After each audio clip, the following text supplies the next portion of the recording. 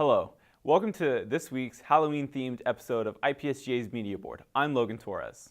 On today's episode, we'll be covering the cuts brought about by the USAP report and the effects it's having on our students and staff here at IPFW. We sat down with Dr. Robert Luzecky of the Philosophy Department to talk about how these cuts will affect IPFW in general. Rob Luzecky, I'm a lecturer here in the Department of Philosophy. And that might be ending on January 1st. It's been a long, ongoing process. The first USAP recommendations were made available last May, right when the academic term was ending. At that point, we knew philosophy there was going to be some restructuring. However, this was not at all expected. The timeline was expedited greatly, and we suddenly were put on the chopping block.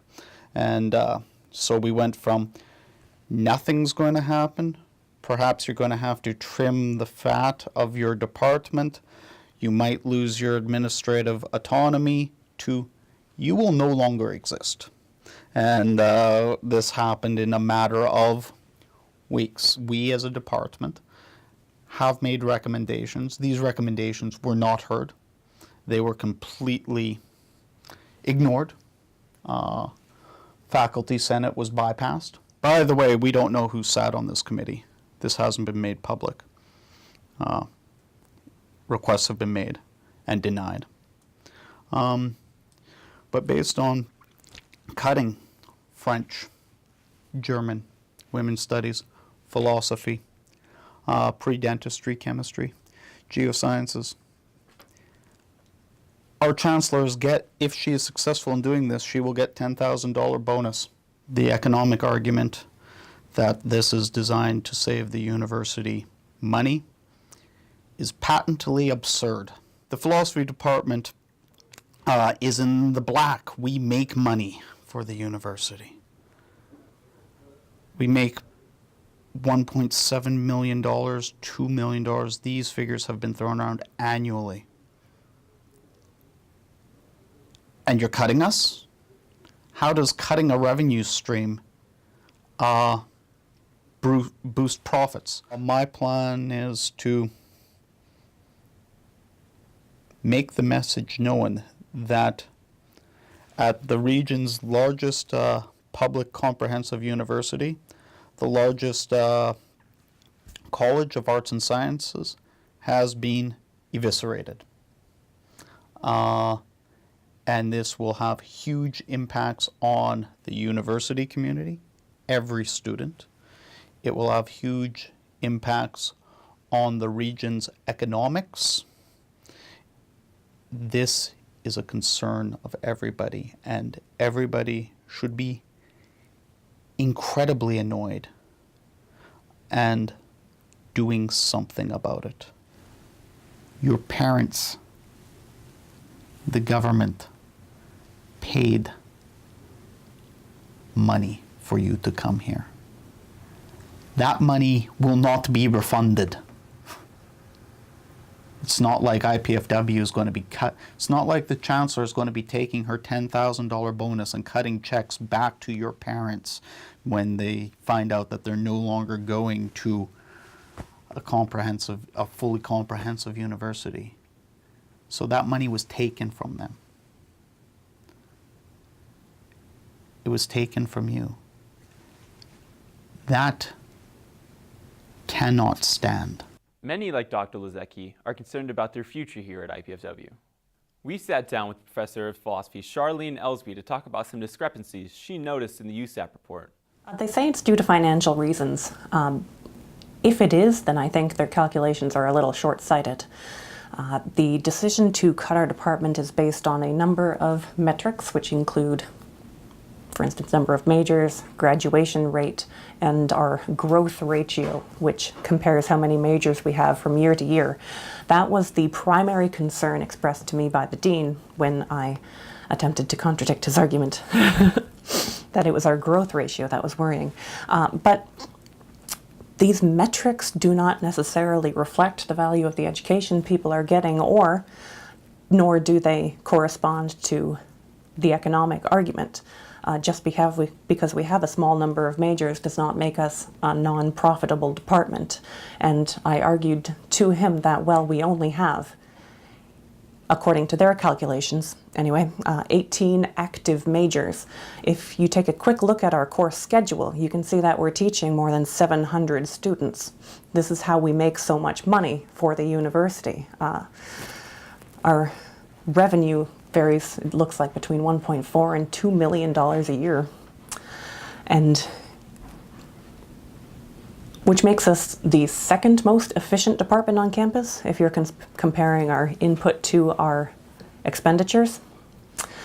So if the argument is economic, then I think they're not considering enough variables to make an informed economic decision. Given that the economic argument doesn't seem to make any sense, we can assume either one of two things: that they are doing this accidentally, which is the charitable explanation, or they're doing it to eliminate philosophy specifically, that we were targeted, we've always been targeted, and it is possible to interpret the metrics that we are being used to evaluate us as specifically antithetical to our mission. Our department and our major will both cease to exist as of January 1st, 2017, which is a short deadline compared to what we were originally given.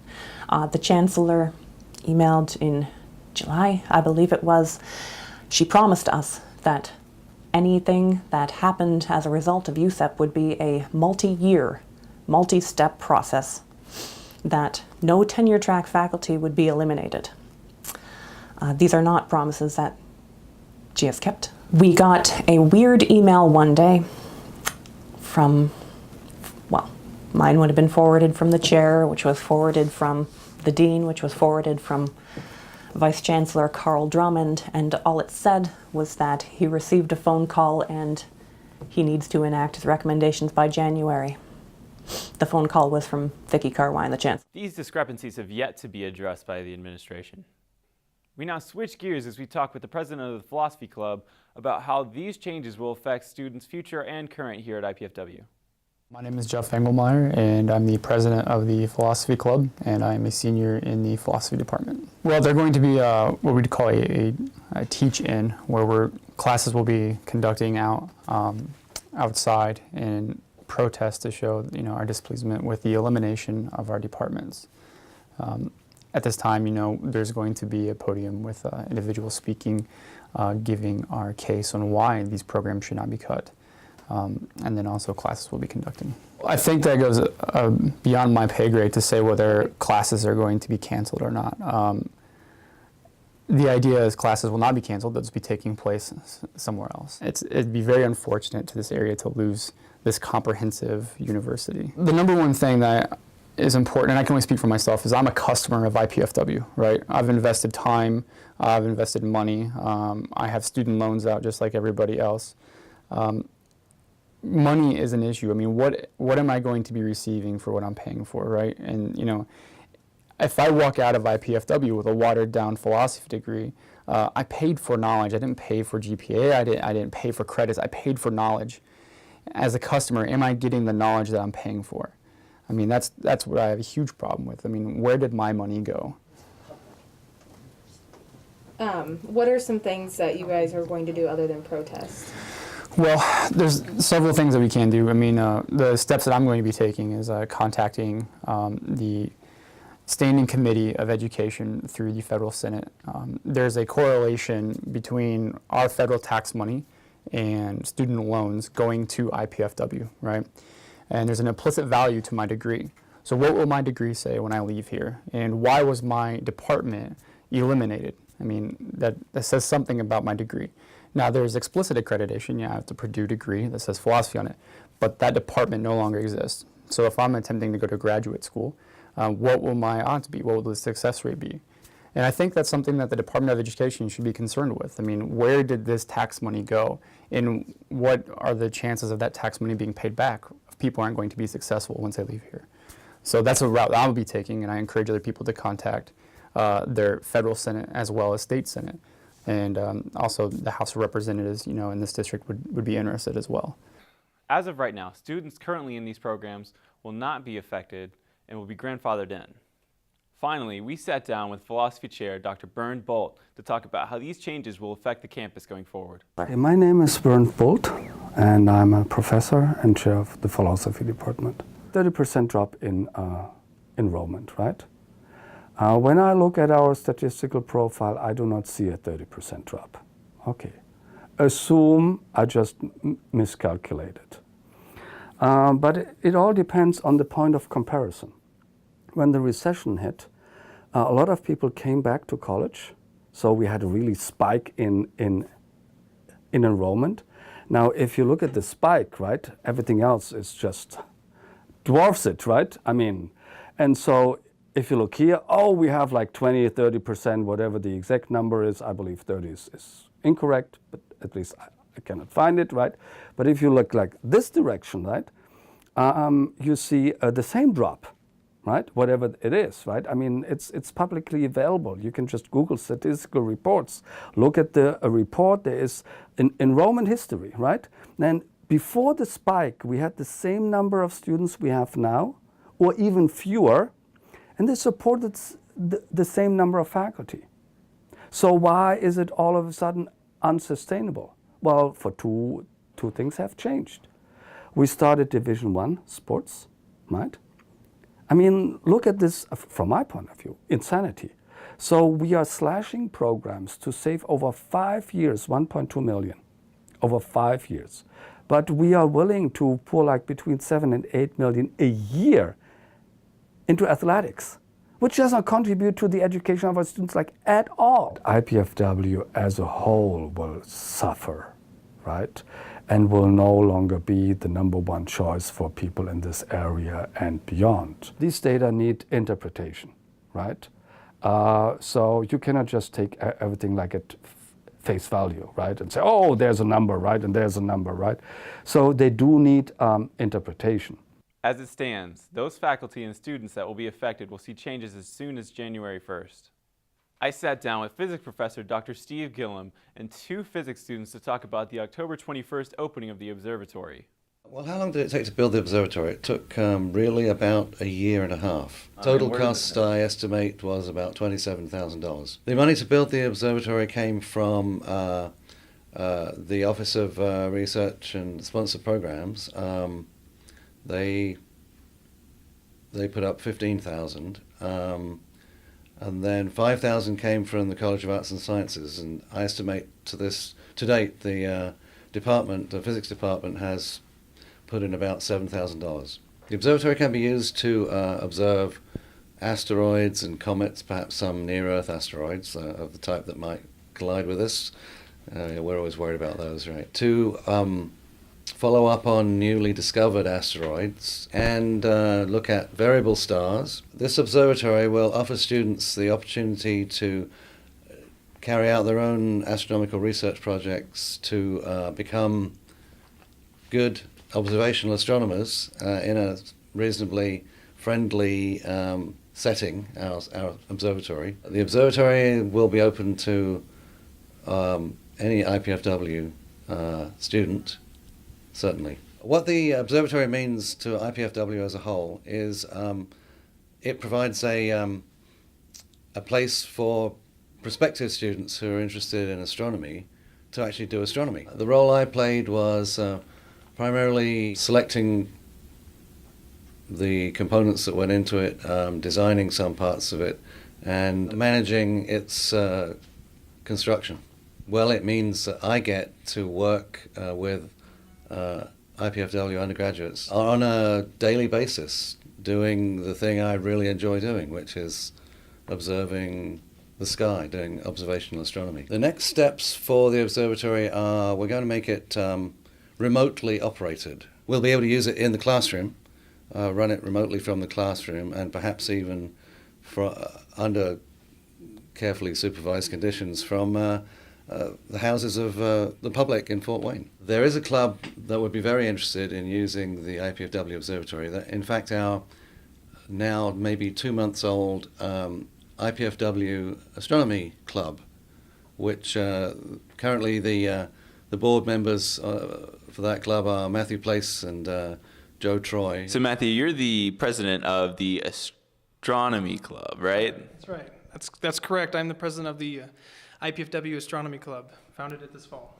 And what kind of things does our astronomy club do? Do you guys go out and kind of do things like this where you check out observatories, or do you set up telescopes in like IPFW's backyard? How does that work?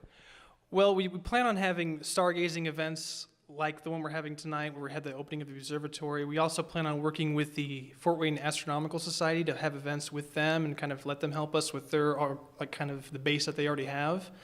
We also do social events and outreach events where we try to invite the public and use the observatory in particular to try to get the public involved and more interested in space and astronomy. How do you see this observatory helping your club with membership or even with events?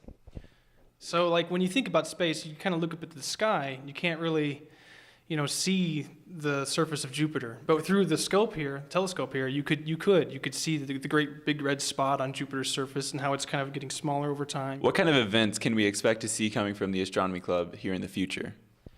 One of the things that I want to do is actually some social events, not just stuff at the observatory, but just hanging out sometimes and actually playing, games or watching Star Wars or Star Trek, just for fun. So.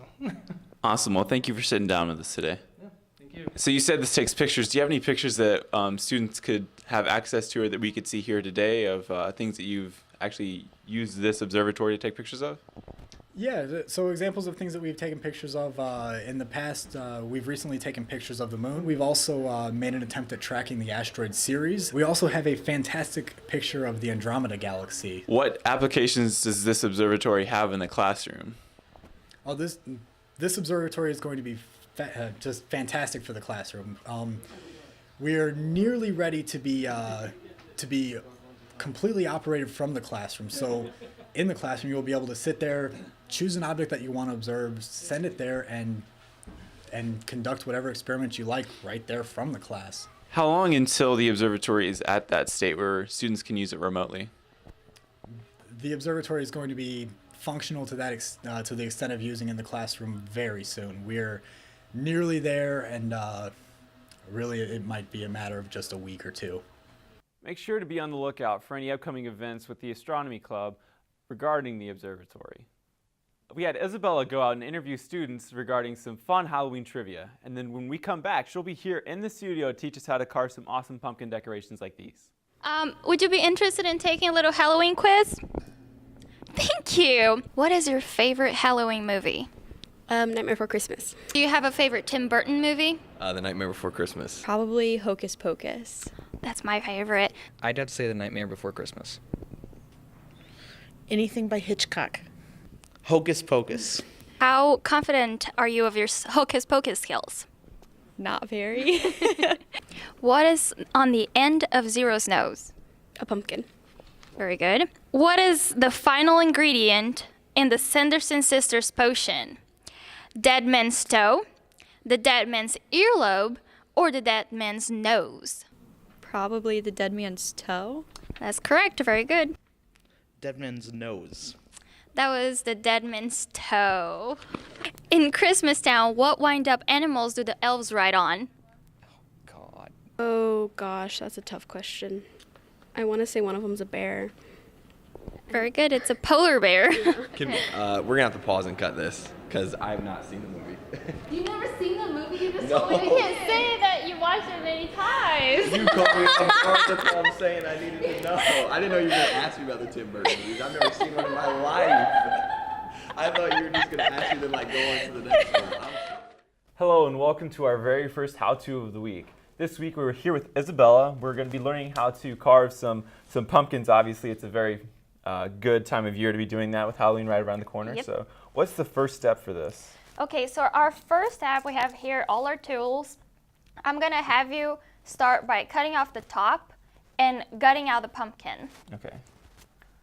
Meanwhile, I'm going to show you guys that we have several tools here that you can use to carve your pumpkin just to get out of the same old, carved pumpkin. I'm going to show you here in the back of this one.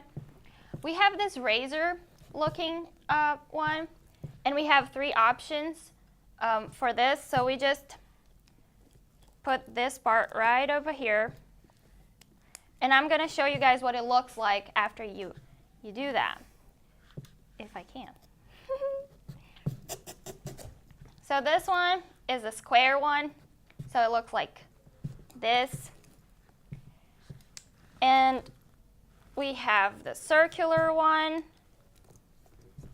and it all just helps you with a more precise cut, and depending of what you want to do, if you want a thinner or a broader cut in your pumpkin. So here you can see that we have, this is the triangle one, so you can have a thinner one, a more precise one, or a larger one. And after you're done with your razor, your pumpkin should look like this. So that's just something different that you can do with your pumpkin when you're carving. You don't need to put a candle inside, so this is a good option if you're leaving your pumpkin inside the house and you don't want, you know, an open flame inside your house, but it still decorates, it still looks pretty. Okay, so now you're gonna start gutting this out, and that's the fun part.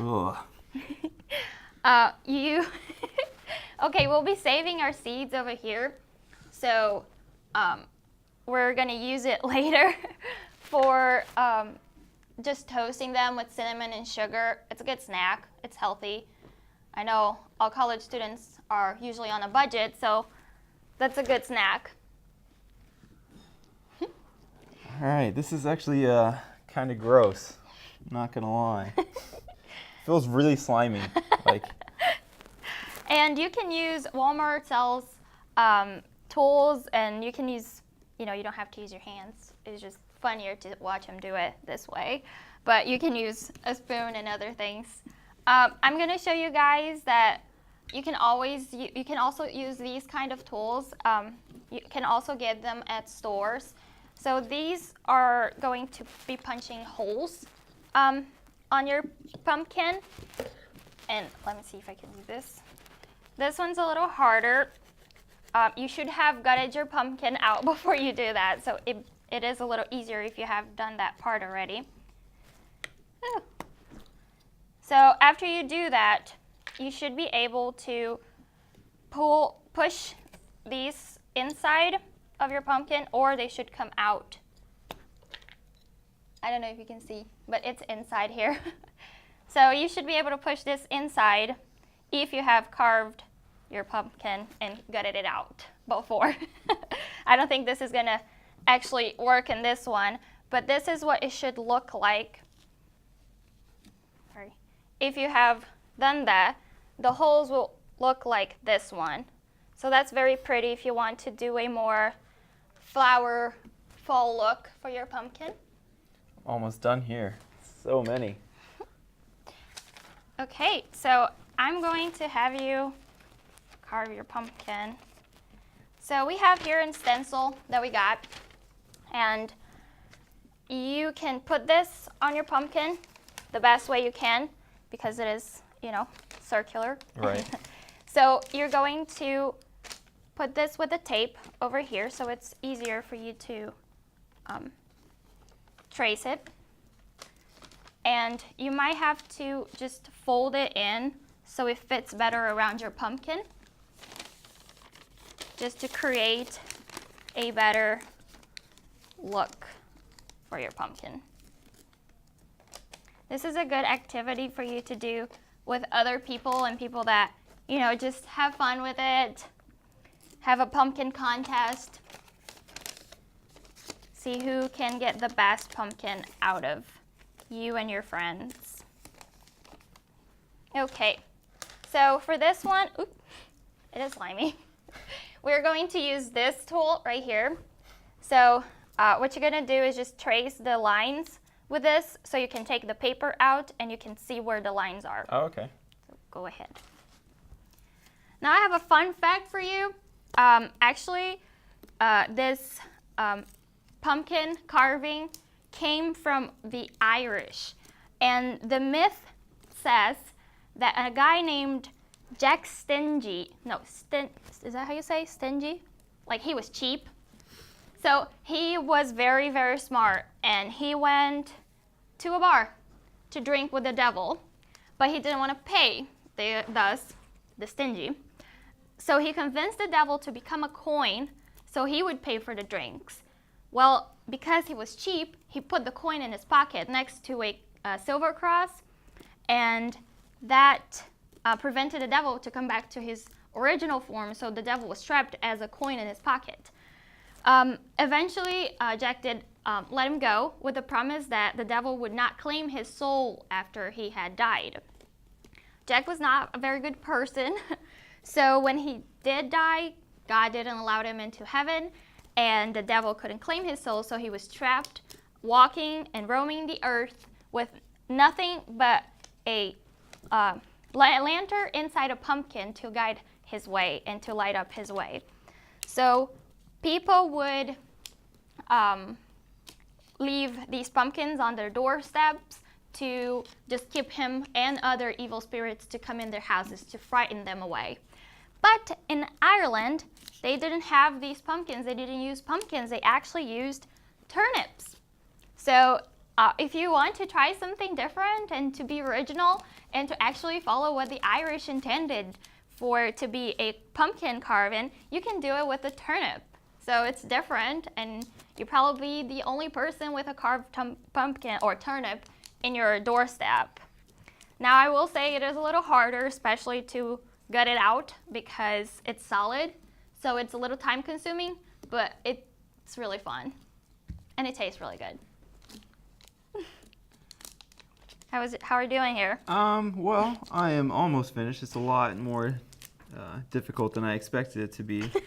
But, you know, I like to think that I can handle it. Maybe I can't. I'm sure you can. I've just got to do the eyes now. Children of all ages do it. I trust in your ability.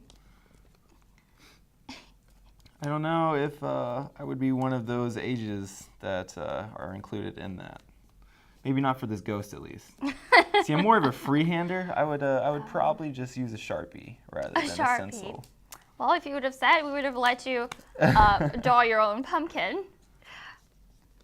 All right, there we go. I think that's good.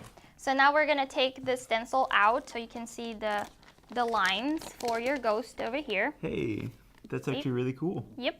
So that just makes it easier. It's the same as using a Sharpie to do your own drawing, but not all of us is as gifted as you.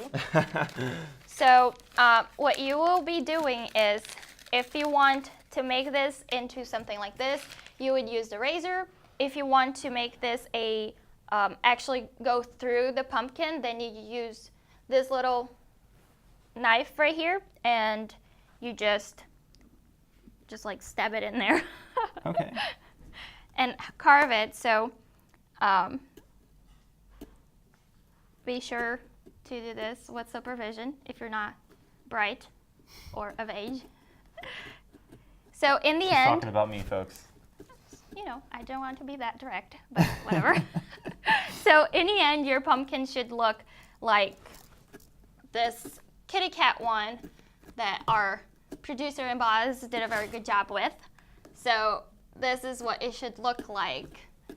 And as you can see, you have several options on how to do all of these. So just use your creativity and, you know, go for it and do whatever you want. It's meant to be fun, it's meant to be creative, and it's meant to be just a fun decoration for your Halloween. Nope, mess up that eye, but you get the idea. All right, we'll be back to see Logan's finished project after the student highlight with Josh Blevins. Hey Dave, how's work? Man, you would not believe some of the stuff these kids say. Really? Like what? Like this one kid tried to tell me that for all intents and purposes he should have passed. Are you serious? Yeah. I mean, just take a second to think about what you're saying. Does it even make sense? No, definitely. So what you cooking? Just getting ready for dinner tomorrow night. What's tomorrow? It's Valentine's Day. Dave. Dave? Yeah. Dave. Sorry, what'd you say? What do you mean? What's tomorrow? It's Valentine's. Do you know why they call it Valentine's Day? Yeah, it's named after the saint. Sure, but saint who? Saint Valentine. No, nope. No, that's wrong. It's Valentine. Tine. T-I-N-E. That's a fork, Dave. Tine. So it's not named after the saint. Yes. No. Yes.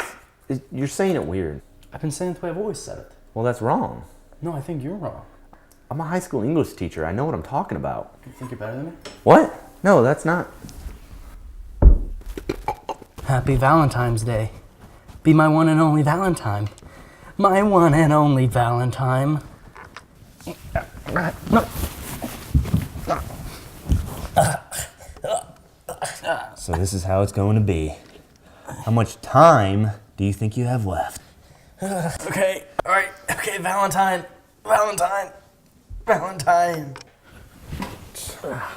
See, that wasn't so bad. Wait, where are you going? Sit down. Hey, let me get you something to drink.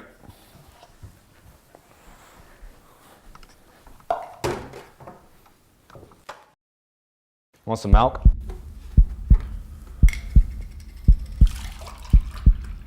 Tell me when. Alright, so as you can see, here's our finished project, and Logan did very well on his ghost. And here's our finished pumpkins, and they're very, very pretty, and you can decorate, and it looks really good.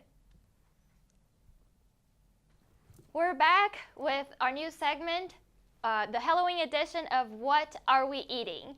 So Logan is blindfolded, okay?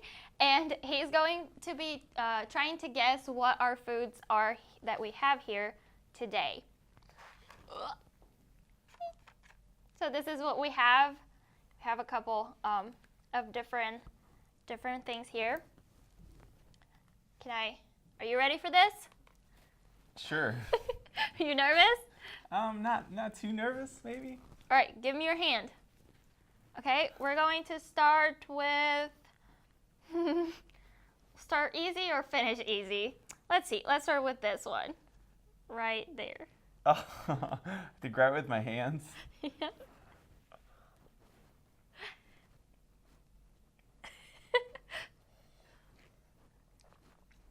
Dough?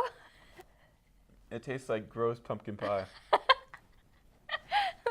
Okay, that is correct. That was pumpkin pie. I don't know about the gross part. I don't know who baked it, but all right. So no offense to whoever made that. So let's follow with this. It's to drink. So I can wash the taste out of my mouth.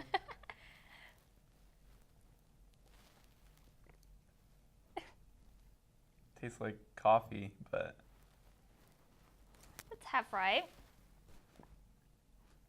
yeah, I'm not sure. You don't know what it is? No, I don't know. This was a Pumpkin spice latte? spice latte.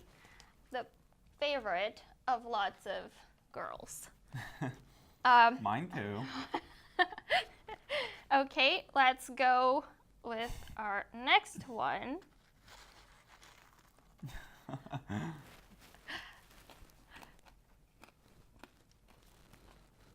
Are those the pumpkin seeds we had earlier? Yes. Is it good? Yeah, it's not too bad. Better Okay. than the pumpkin pie. Maybe I'll try some of it later. The last one. You ready? Yeah, Are you sure? positive. Okay. There it is.